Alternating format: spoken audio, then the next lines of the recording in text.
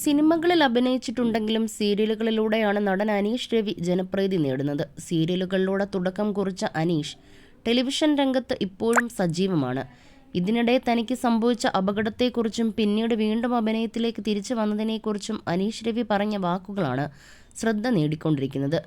ഷൂട്ടിങ്ങിനിടെ ഗുരുതരമായി പൊള്ളലേറ്റ് 1 മാസത്തോളം ആശുപത്രിയിൽ കിടക്കുകയും അവസരങ്ങളില്ലാതാവുകയും ചെയ്തിരുന്നു. മകൻ ജനിച്ച ദിവസമാണ് വീണ്ടും അഭിനയിക്കാൻ അവസരം ലഭിക്കുന്നത്. ഇപ്പോൾ മകൻ വളർന്നു വലുതായി എന്നാണ് അനീഷ് ഫേസ്ബുക്കിൽ പങ്കുവെച്ച കുറിപ്പിൽ പറയുന്നത്. വർഷങ്ങൾ പോയതറിയാതെ സിനി ടൈംസ് നിർമ്മിച്ച് ജ്ഞാനശീലൻ സാർ സംവിധാനം ചെയ്ത് സൂര്യ ടിവിയിൽ ടെലികാസ്റ്റ് ചെയ്ത എക്കാലത്തെയും മികച്ചതും മലയാളത്തിൽ 1000 എപ്പിസോഡ് പിന്നിടുകയും ചെയ്ത ആദ്യ സീരിയലുമായിരുന്നു മിന്നുകെട്ട്. അന്നൊരിക്കൽ ഓപ്പോൾ എന്ന സീരിയലിൻ്റെ ഷൂട്ടിങ്ങിനിടയിലുണ്ടായ തീപിടുത്തത്തിൽ എനിക്ക് പൊള്ളലേറ്റു. ഗുരുതരാവസ്ഥയിൽ 28 ദിവസം ആശുപത്രി കിടക്കയിൽ. പിന്നീട് അവസരങ്ങളൊന്നുമില്ലാതെ കുറച്ചുനാൾ.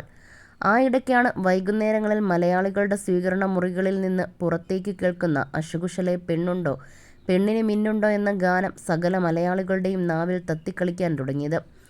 പിന്നീട് ആ അവതരണവും ഗാനവും മിന്നുകെട്ടെന്ന സീരിയലും മലയാളിയുടെ നിത്യജീവിതത്തിൻ്റെ ഒരു ഭാഗമായി മാറുകയായിരുന്നു. ഒരു തിരിച്ചുവരവിനായി കാത്തിരുന്ന എനിക്ക് അന്ന് ഒരു ആശ്വാസമായത് ആനന്ദേട്ടൻ്റെ വാക്കുകളായിരുന്നു.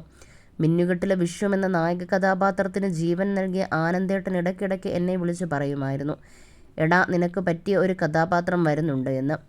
ഈ നാളുകൾ കൊണ്ട് മലയാളികളുടെ മനസ്സ് മുഴുവൻ കീഴടക്കി മിന്നുകെട്ട് റേറ്റിംഗിൽ 1-ാം സ്ഥാനത്തേക്ക് കുതിക്കാൻ തുടങ്ങിക്കഴിഞ്ഞിരുന്നു.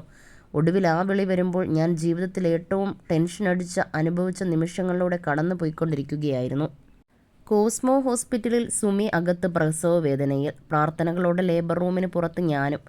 ഡോക്ടർ തൃശ്ശൂരിലേക്ക് കയറിക്കോ, നാളെ നിന്നെ ഇവിടെ വേണം. ആനന്ദേട്ടൻ ഫോൺ കട്ട് ചെയ്തു.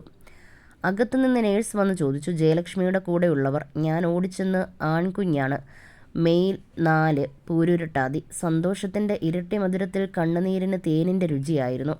വൈകുന്നേരമായപ്പോൾ മോനെ ഒന്ന് കയ്യിലെടുത്ത് കൊതി തീരാതെ നോക്കി നിന്നു. കുറേ നേരം പിന്നെ മനസ്സില്ലാ മനസ്സോടെ, എന്നാൽ ഏറെ പ്രതീക്ഷകളോടെ തൃശ്ശൂരിലേക്ക് യാത്ര തിരിച്ചു.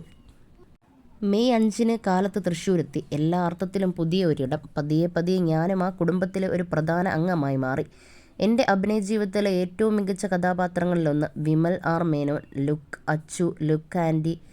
1133 എപ്പിസോഡുകളിലായി ആ പരമ്പര അവസാനിച്ചു. സിനി ടൈംസ് തമിഴിൽ നിർമ്മിച്ച മേഖല എന്ന പുതിയ പരമ്പരയിലെ അൻപെന്ന പ്രധാന കഥാപാത്രമായി ഞാൻ മാറുന്നു. കാലം പിന്നെയും കടന്നുപോയിക്കൊണ്ടിരുന്നു. പുതിയ പുതിയ വേഷങ്ങൾ, വ്യക്തികൾ, സ്ഥലങ്ങൾ, വിശേഷങ്ങൾ. ഇപ്പോഴേ ഉണ്ണി എന്നേക്കാൾ വളർന്നു മിടുക്കനായി. ഇന്നവൻ പുറത്തേക്കിറങ്ങുമ്പോൾ ചുമ്മാ ഒന്ന് ക്ലിക്ക് ചെയ്തതാ. മക്കൾ വളരുന്നതിനൊപ്പം മാതാപിതാക്കളുടെ ഉള്ളിലെ പ്രതീക്ഷകളും വളർന്നുകൊണ്ടേയിരിക്കും. കാലം വല്ലാത്ത കാലമാണ്. ജീവിതയാത്രയിലെ പ്രതിസന്ധികളെ നേർവഴിയിൽ തരണം ചെയ്യാൻ മറ്റു മക്കളെപ്പോലെ എൻ്റെ മകനും കഴിയട്ടെ എന്ന പ്രത്യാശയോടെ എന്നാണ് മകനോടൊപ്പമുള്ള ചിത്രം പങ്കുവെച്ചുകൊണ്ട് അനീഷ് രവി ഫേസ്ബുക്കിൽ കുറിച്ച വാക്കുകളിൽ പറയുന്നത്.